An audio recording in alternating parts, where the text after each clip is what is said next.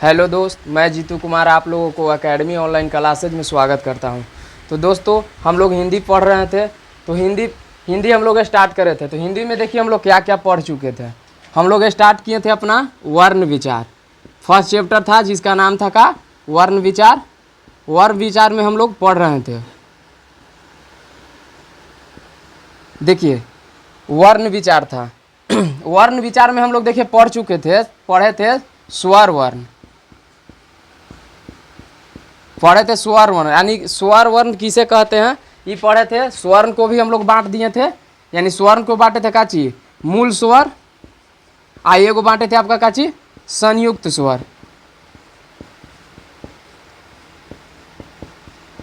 और देखिए आगे चल के हम मूल स्वर के भी 3 भेद होता है। मूल स्वर के भी 3 भेद आपको पढ़ाए होंगे। पहला था आपका काची ह्रस्व स्वर, और एगो था आपका दीर्घ, एक आपका था प्लुत।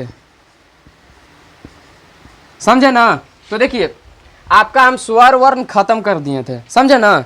स्वर वर्ण की कहानी खत्म हो गया था। आज हम लोग को पढ़ना था, आज हम लोग पढ़ेंगे व्यंजन वर्ण, यानी व्यंजन किसे कहते हैं। स्वर्ण का डिफिनेशन बता दिए थे कि स्वर वर्ण किसे कहते हैं, वर्ण किसे कहते हैं, मूल स्वर किसे कहते हैं, संयुक्त स्वर किसे कहते हैं, और उसको भी मूल स्वर को भी तीन भागों में बांटे थे। देखिए सबसे पहले इतना चीज पढ़ाए थे ना, तो इससे देखिए आपको क्वेश्चन थ्योरी से, देखिए थ्योरी से आपको क्वेश्चन पूछेगा कितना इससे बन सकता है। देखिए सबसे पहले आपसे देखिए पूछेगा कि वर्ण की संख्या कितनी होती है, यानी हिंदी में कुल वर्णों की संख्या कितनी होती है। तो हम लोग पढ़ लिए थे कि 52 गो होता है। और उसके बाद आपको देखिए बोलेगा क्या कि वर्ण के कितना भेद होता है। तो वर्ण के गो भेद होता है, 2 गो भेद होता है। तो देखिए एक क्वेश्चन आपको ये बन सकता है कि वर्ण के गो भेद होता है, तो हम लोग बोलेंगे 2 गो।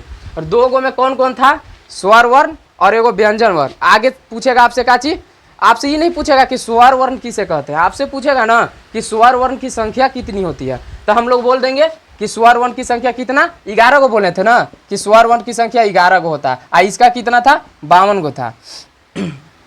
अब देखिए स्वरे वर्ण में से बटा था मूल स्वर। तो मूल स्वर के देखिए मूल स्वर की संख्या अगर मान के चलिए, अगर इतना भी अगर बारीकी से तो इतना पूछता नहीं, अगर पूछ दे कि मूल स्वर की संख्या कितनी होती है, तो मूल स्वर की संख्या हम देखिए मूल स्वर की संख्या 9 गो हो जाएगा।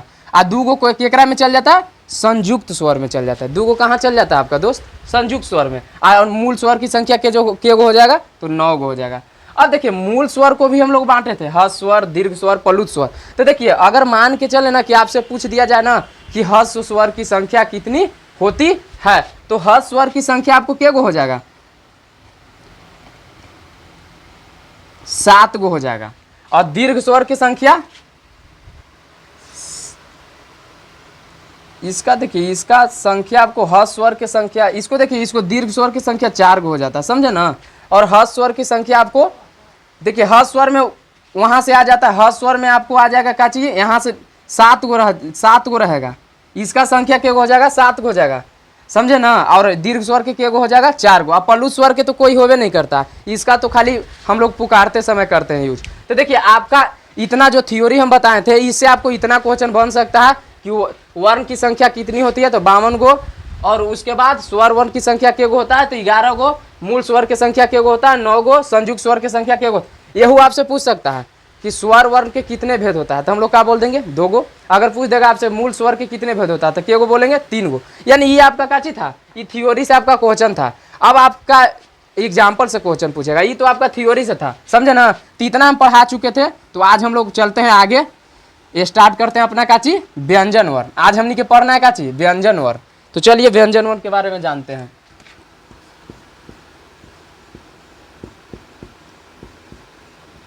व्यंजन वर्ण,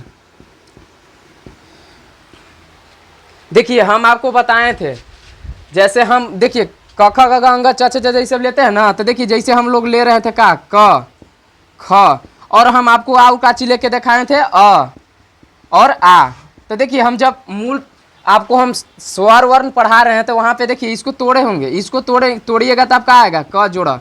यानी कि देखिए जब आप बोलिएगा क, तो क जब बोलिएगा ना, तो आपका साउंड अ की मात्रा आएगा, अ आपको उसमें शामिल आएगा।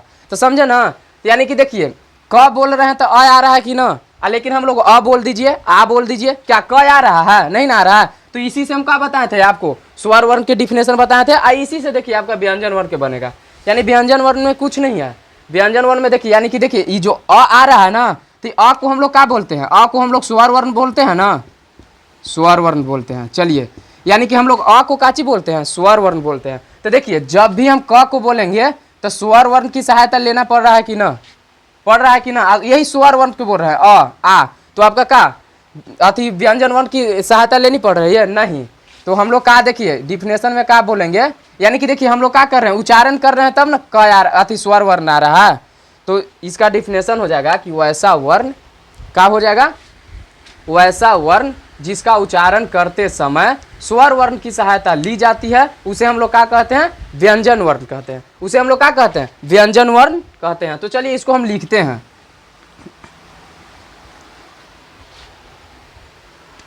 वैसा वर्ण जिसका उच्चारण करते समय, उच्चारण मतलब बोलना होता है, बोलचाल हम लोग जो कर रहे हैं वही है।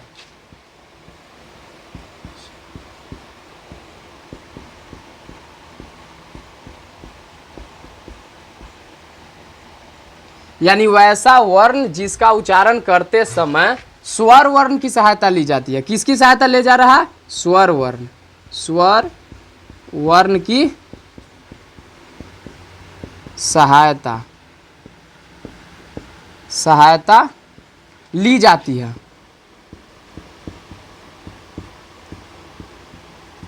यानी वैसा वर्ण जिसका उच्चारण करते समय स्वर वर्ण की सहायता ली जाती है, उसे हम लोग क्या बोल देंगे, उसे व्यंजन वर्ण बोल देंगे।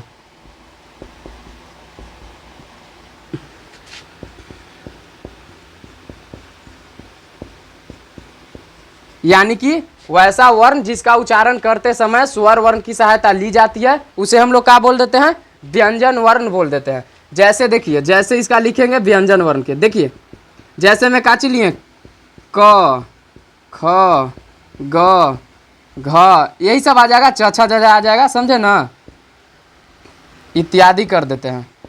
देखिए पूरा क वर्ग आ जाएगा, ख अति च वर्ग आ जाएगा, त वर्ग आ जाएगा, ट वर्ग आ जाएगा, प वर्ग आ जाएगा, यानी पूरा इसका आ जाएगा, समझे ना। तो ये हो गया आपका व्यंजन वर्ण। यानी व्यंजन वर्ण किसे कहते हैं, तो वैसा वर्ण जिसका उच्चारण करते समय स्वर वर्ण की सहायता ली जाती है, उसे हम लोग क्या कहते हैं, व्यंजन वर्ण कहते हैं। अब चलिए व्यंजन वर्ण का क्या हो गया, ये आपका हो गया एग्जाम्पल। यानी अब देखिए मान के चलिए आपको पूछ देगा, यहाँ से देखिए क्वेश्चन, यहाँ से आपको पूछ सकता है कि व्यंजन, अब एग्जाम्पल आपको उठा लिया, जिसे बोल दिया क, अब बोल देगा कि क काची है, तो हम लोग जान रहे हैं ना जी कि व्यंजन वर्ण है, हमको पता है ना। अब देखिए आगे आपको पूछ सकता है कि व्यंजन वर्ण की संख्या कितनी होती है, तो ये भी बताना जरूरी है। तो चलिए व्यंजन वर्ण, यानी कि देखिए व्यंजन वर्ण की संख्या कह देगा ना, तो आप लोग गिन लीजिएगा, क से ह तक, क से ह तक जो रहता है ना, क से ह तक वही व्यंजन है। तो यानी क से ह तक आप गिनिएगा ना, तो कितना आ जाएगा, 33 आ जाएगा। तो हम निकाल लिख सकते हैं कि व्यंजन वर्ण की संख्या, व्यंजन वर्ण की कुल संख्या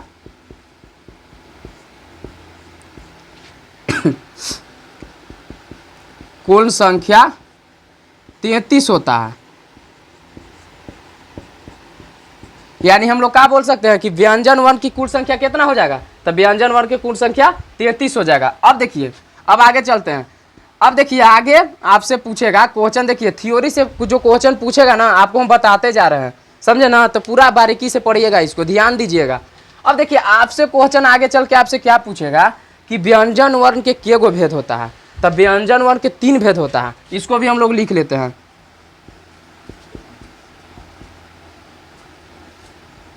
यानी व्यंजन वर्ण को 3 भागों में बांटा गया है।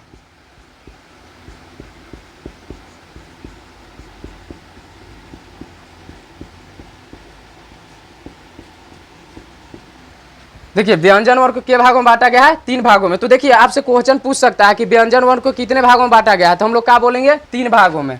आपका पहला आ जाएगा काची, स्पर्श व्यंजन,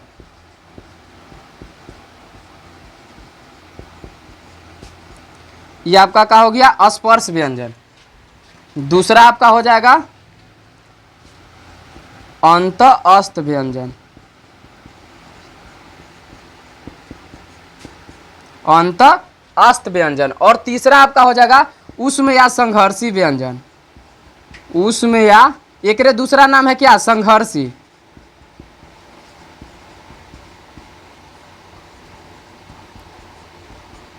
यानी इसका दूसरा नाम क्या है, उष्म या संघर्षी व्यंजन। एक रे बोल सकते हैं उष्म व्यंजन या संघर्षी व्यंजन। यानी के गो हो गया, स्पर्श व्यंजन, अंतःस्पर्श, उष्म या संघर्षी व्यंजन। ये हो गया आपका 3 गो व्यंजन। तो देखिए अब हम लोग पहले इसको अति देखते हैं, स्पर्श व्यंजन आखिर किसे कहते हैं, स्पर्श व्यंजन। तो चलिए स्पर्श व्यंजन के बारे में जानते हैं।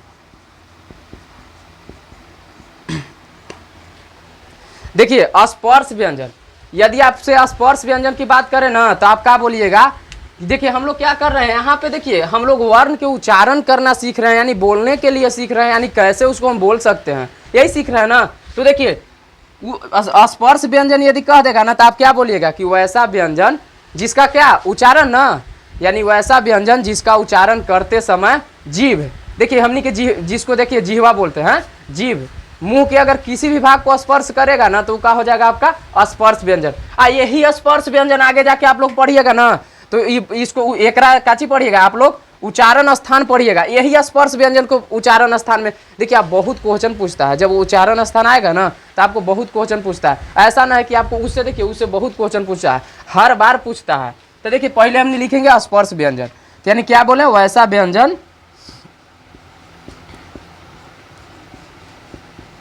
वैसा व्यंजन जिसका उच्चारण करते समय,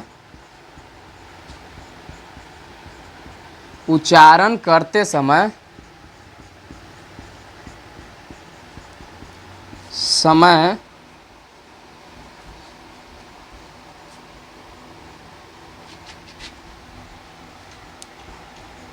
जीभ, जीभ या जिह्वा, जीभ मुंह के किसी भी भाग को,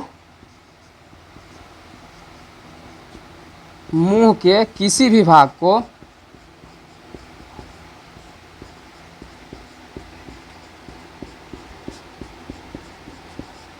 स्पर्श करता है।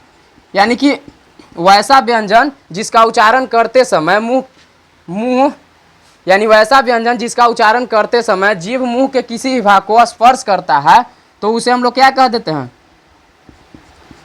स्पर्श व्यंजन। यानी वैसा व्यंजन जिसका उच्चारण करते समय मुंह जीभ के किसी भाग को स्पर्श करता है तो उसे हम लोग कहते हैं स्पर्श व्यंजन।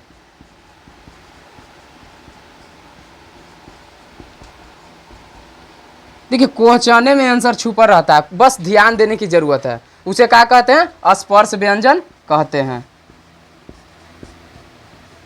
अब देखिए जैसे हम लोग बोलेंगे क बोलिएगा ना, जैसे बोलिएगा क तो जीभ आपको स्पर्श करेगा मुंह में, कहीं भी आपको, देखिए कहीं भी आपको स्पर्श करेगा ना तो आपका स्पर्श व्यंजन में चल जाएगा। जैसे क बोलिएगा तो आपको स्पर्श करेगा, ख बोलिएगा तो स्पर्श करेगा, वैसी च बोलिएगा, यानी कि क वर्ग वाला पूरा और ख वर्ग वाला पूरा और ग वर्ग वाला पूरा, अति क और च और ट, क वर्ग च वर्ग ट वर्ग त वर्ग एगो प वर्ग, यानी जोड़ लीजिए, यानी कि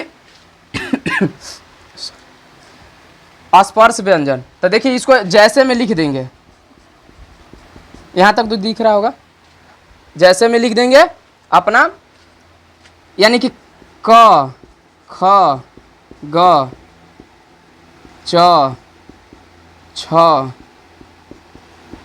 इत्यादि।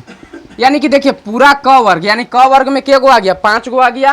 पूरा आपका ख वर्ग, च वर्ग, च वर्ग में के गो आ गया, 5 गो उसमें आ गया। और ट वर्ग हो गया, ट वर्ग में भी 5 गो आ गया। त वर्ग हो गया, त वर्ग में भी के गो आ गया, 5 गो हो गया। और प वर्ग, यानी देखिए स्पर्श व्यंजन, अगर आपको पूछेगा कि स्पर्श व्यंजन की कुल संख्या कितनी होती है तो स्पर्श व्यंजन की अगर पूछ देगा ना कि कुल संख्या कितनी होती है तो 25 गो होता है, समझे ना। क वर्ग हो गया, च वर्ग हो गया, ट वर्ग हो गया और एगो त वर्ग हो गया और प वर्ग हो गया, समझे ना।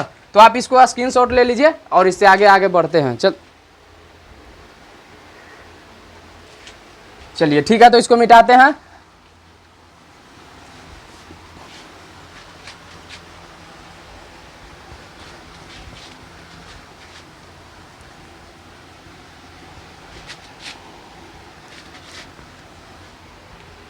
यानी अगला यहाँ पे बन सकता है, पूछ सकता है आपको कि स्पर्श व्यंजन की कुल संख्या कितनी होती है, तो हम लोग बोल देंगे कि स्पर्श व्यंजन की कुल संख्या 25 होता है।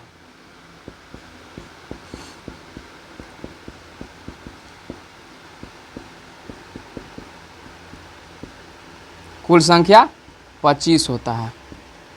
अब देखिए ये स्पर्श व्यंजन खत्म हो गया। अब हम लोग के क्या चलना है, अंतःस्पर्श व्यंजन। अब चलते हैं अंतःस्पर्श व्यंजन। अंतःस्पर्श व्यंजन,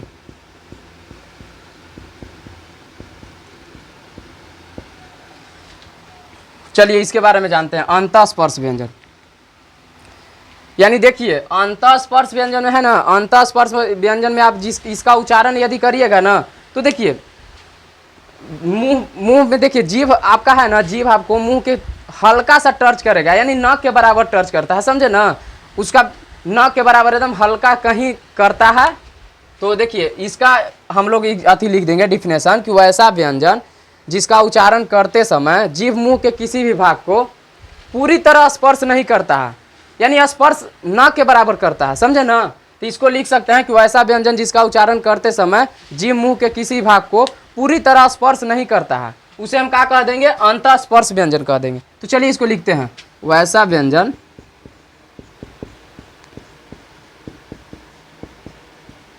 जिसका उच्चारण करते समय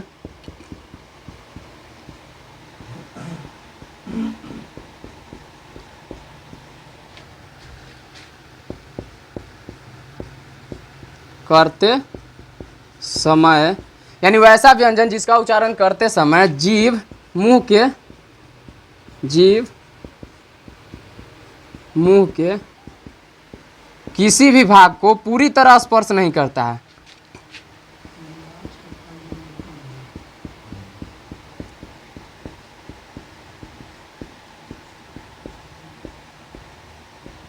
पूरी तरह स्पर्श नहीं करता है।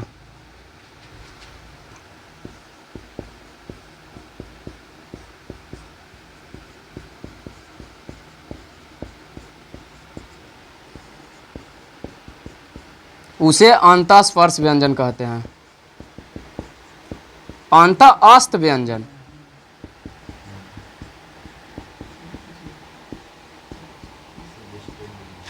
उसे अंतःस्थ व्यंजन कहते हैं।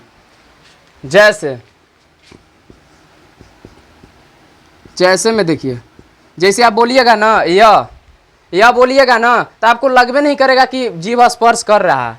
तो एगो हो जाएगा य, और हो जाएगा र, और होगा ल, और आपका हो जाएगा व। यानी एगो हो जाएगा आपका य, एगो हो जाएगा र, और ल और व। यानी कि देखिए ये चारों के अगर आप उच्चारण करिएगा ना, तो आपको लगेगा नहीं कि जीभ टच कर रहा है, एकदम लगबे नहीं करता है कि टच कर रहा है, समझे ना। तो इसको देखिए डिफिनेशन में डिफिनेशन लिखा है ना कि वैसा व्यंजन जिसका उच्चारण करते समय जीभ मुंह के किसी भाग को पूरी तरह स्पर्श नहीं करता है, समझे ना, उसे क्या कहते हैं, अंतःस्थ व्यंजन कहते हैं। अब देखिए अंतःस्थ व्यंजन की अगर संख्या बोल देगा तो क्या गो है, 4 गो है। तो इसको लिख लेंगे, अंतःस्थ व्यंजन की कुल संख्या 4 होती है। यानी अब देखिए यहां से अगर क्वेश्चन पूछ देवे कि अंतःस्थ व्यंजन की कुल संख्या कितनी होती है, तो हम लोग क्या बोल देंगे कि 4 गो होता है। अब देखिए एक और हमारा काची था, उष्म या संघर्षी व्यंजन, उष्म या संघर्षी व्यंजन। देखिए अब इसको बारे में जानते हैं।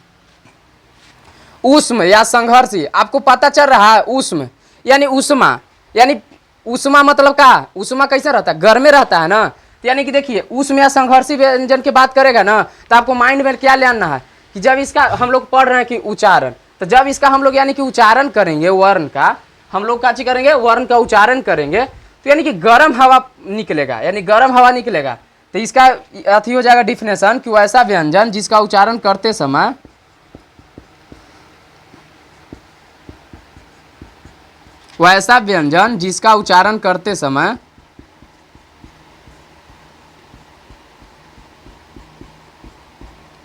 वैसा व्यंजन जिसका उच्चारण करते समय मुंह या नाक से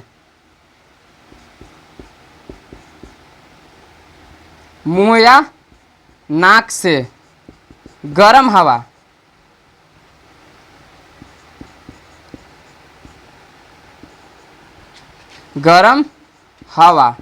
बाहर की ओर निकलता है,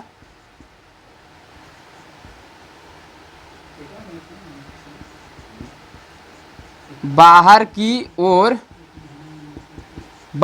ओर निकलता है,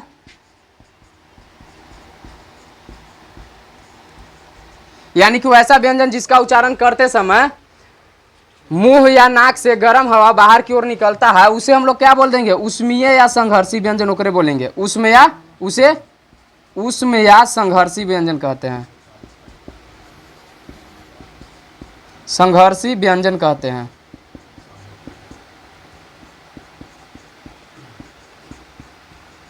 अब देखिए इसका एग्जाम्पल, यानी जैसे बोलिए, देखिए आप बोलिए तालाबी स, अब हथवा रखिए तालाबी स, आपका क्या हवा निकल रहा है? कुछ हवा निकल रहा है, वो क्या है? गर्म है।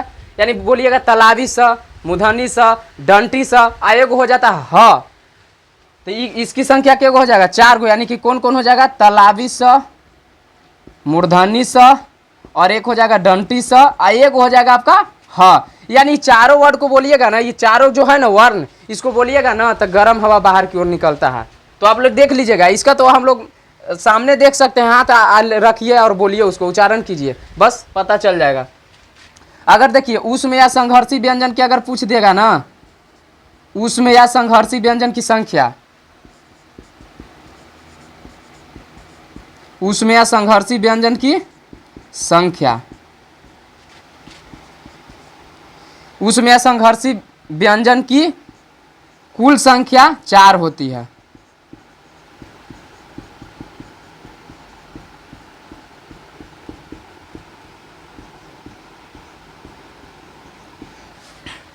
यानी देखिए पूछ देगा कि उष्म या संघर्षी व्यंजन की संख्या कितना होता है, तो 4 होता है। स्पर्श व्यंजन की कुल संख्या कितना होता है? 25 होता है। अंतःस्थ व्यंजन की कुल संख्या कितना होता है? 4 होता है। उष्म या संघर्षी व्यंजन की कुल संख्या कितना होता है? 4 होता है। यानी देखिए ये था व्यंजन, समझे ना? तो इसको स्क्रीनशॉट ले लीजिए, इसके बाद आगे बढ़ते हैं।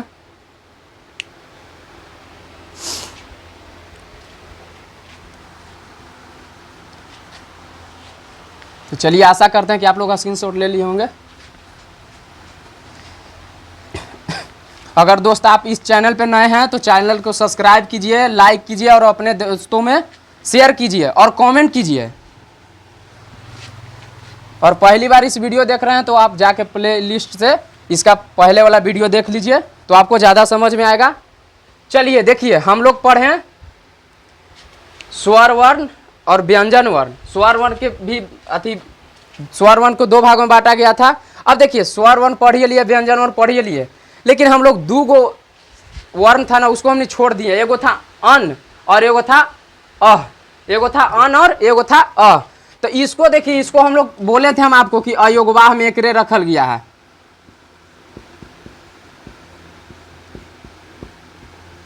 यानी देखिए आपसे अगर पूछ दिया जाए कि अयोगवाह किसे कहते हैं, तो देखिए इसका डिफिनेशन आप न बना सकते हैं कि ना इसको हम स्वर में रखें या ना इसको हम व्यंजन में रखें।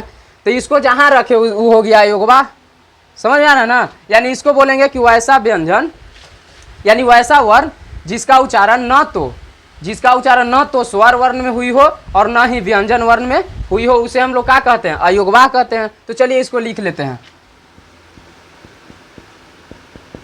वैसा व्यंजन, वैसा वर्ण, वर्ण ना जी, व्यंजन में इसको ना ले जाइए। वैसा वर्ण जिसका उच्चारण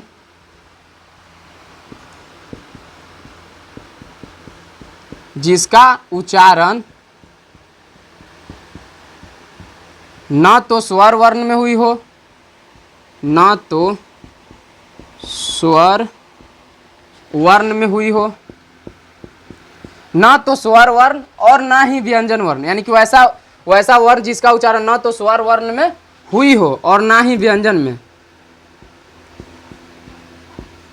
और ना ही व्यंजन में।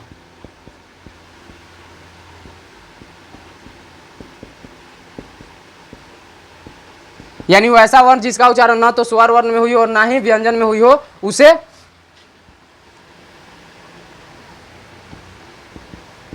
हुई हो उसे हम लोग अयोगवाह कहते हैं, उसे अयोगवाह कहते हैं।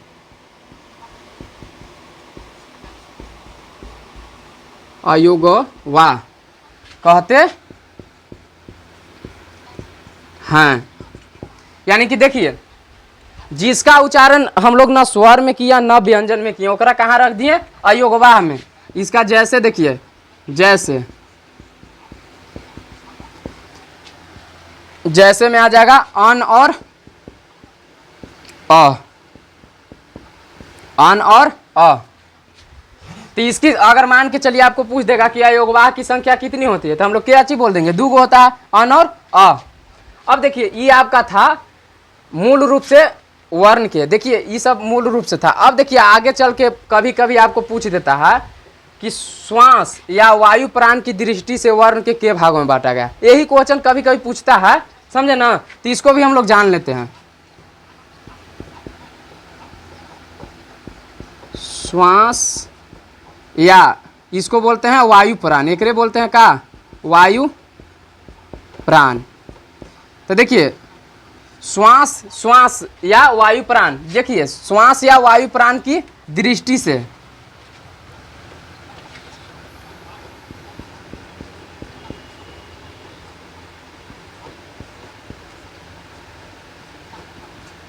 दृष्टि से देखिए श्वास, श्वास या वायु प्राण की मात्रा के आधार पर, चलिए ना मात्रा के आधार पर लिख देते हैं। श्वास या वायु प्राण की मात्रा के आधार पर, मात्रा के आधार पर वर्ण को 2 भागों में बांटा गया है।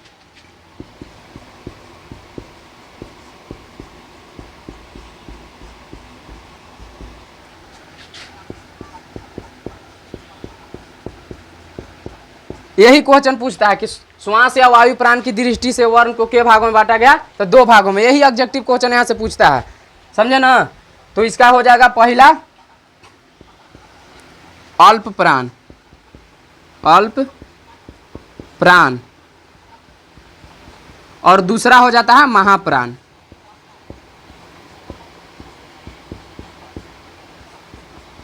अल्प प्राण और महाप्राण।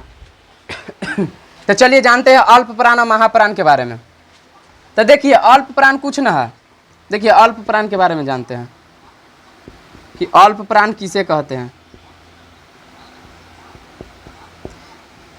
अल्प प्राण पूछ देगा ना, तो देखिए हम लोग के डिफिनेशन इसका कह देना है कि वैसा वर्ण जिसका उच्चारण करते समय, यानी देखिए क्या कह रहा है? श्वास या वायु प्राण की मात्रा के आधार पर, यानी श्वास यानी जो हम लोग बोलते हैं ना, तो बाहर की ओर श्वास निकलता है ना, वही हो गया, ओकरे आधार पर बांटा गया है वर्ण को। तो देखिए अल्प प्राण तो वैसा वर्ण जिसका उच्चारण करते समय मुंह के अंदर से कम हवा, मुंह से कम हवा बाहर की ओर निकलता है और हकार जैसी ध्वनि उत्पन्न होती है, जिसे गूंजता ना ह जैसी ध्वनि उत्पन्न होगा, उसको क्या बोलते हैं? अल्प प्राण बोलते हैं। तो लिख लेते हैं, वैसा वर्ण जिसका उच्चारण करते समय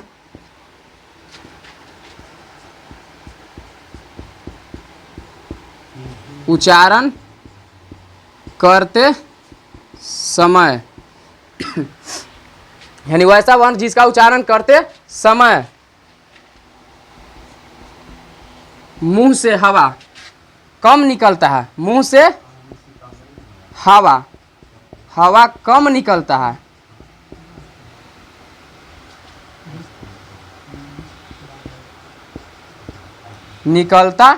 है, यानी वैसा वर्ण जिसका उच्चारण करेंगे ना तो मुंह से हवा कम निकलेगा और हकार जैसी ध्वनि उत्पन्न होती है, और हकार जैसी ध्वनि उत्पन्न होती है। हकार जैसी ध्वनि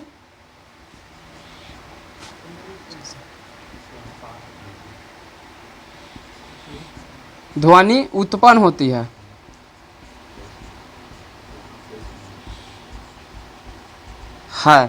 उसे अल्प प्राण कहते हैं।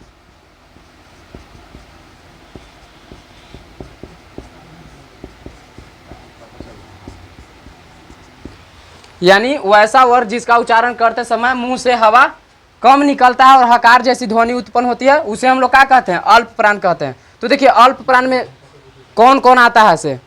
अल्प प्राण में देखिए कौन कौन आता है से? देखिए अल्प प्राण की जब पूछ देगा ना, तो देखिए प्रत्येक वर्ग का, यानी प्रत्येक, जैसे क वर्ग क वर्ग च वर्ग बोले थे ना, वैसे ही प्रत्येक वर्ग का पहला, तीसरा और पांचवा वर्ग, यानी प्रत्येक वर्ग का पहला, तीसरा और पांचवा वर्ण अल्प प्राण कहलाता है। यानी इसको लिख देंगे कि प्रत्येक वर्ग का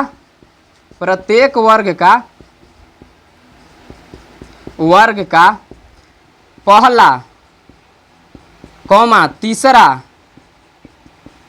और पांचवा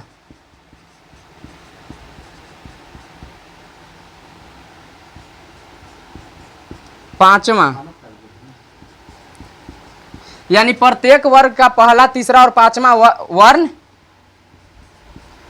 अल्प प्राण कहलाता है।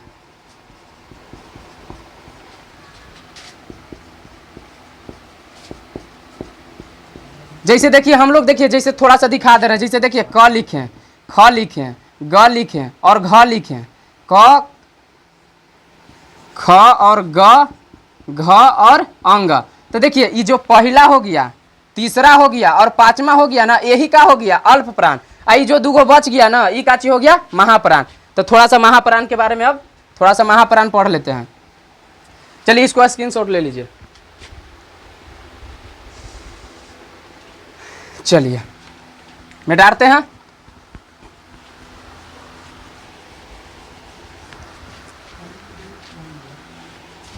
एगो बच गया, क्या चीज? महाप्राण। महाप्राण। तो चलिए इसके बारे में जानते हैं। देखिए महाप्राण एग्जाम्पल तो आपको हम दिखा ही दिए, लेकिन महाप्राण में देखिए जब इसका डिफिनेशन आएगा ना, तो हम लोग क्या बोलेंगे कि वैसा वर्ण जिसका उच्चारण करते समय मुंह से हवा अल्प प्राण की तुलना में ज्यादा निकलता है और हकार जैसी ध्वनि उत्पन्न होती है, उसे क्या कहते हैं? महाप्राण कहते हैं। तो चलिए इसका डिफिनेशन भी लिख लेते हैं। वैसा वर्ण जिसका उच्चारण करते समय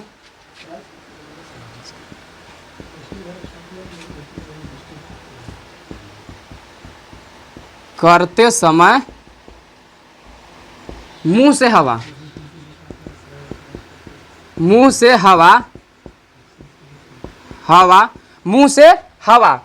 अल्प प्राण की तुलना में अधिक निकलता है, अल्प प्राण की तुलना में ज्यादा निकलता है।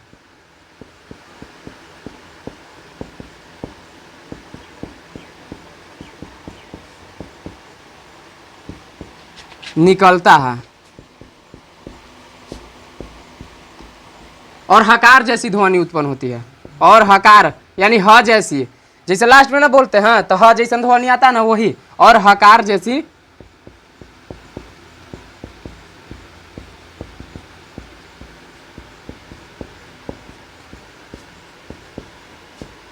उत्पन्न होती है, उसे महाप्राण कहते हैं।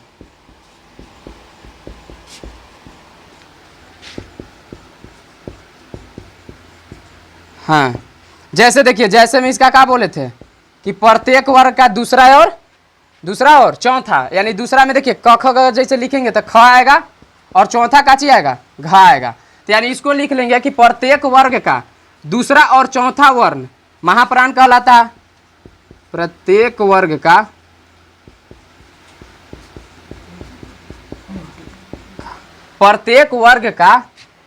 दूसरा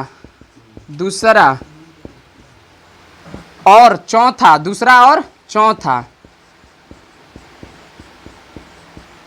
चौथा वर्ण महाप्राण कहलाता है।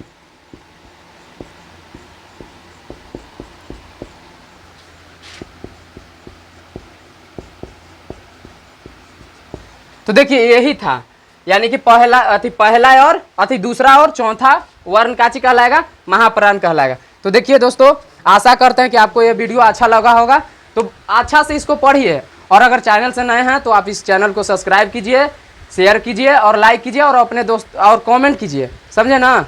तो जय हिंद दोस्तों, आज के लिए बस इतना ही।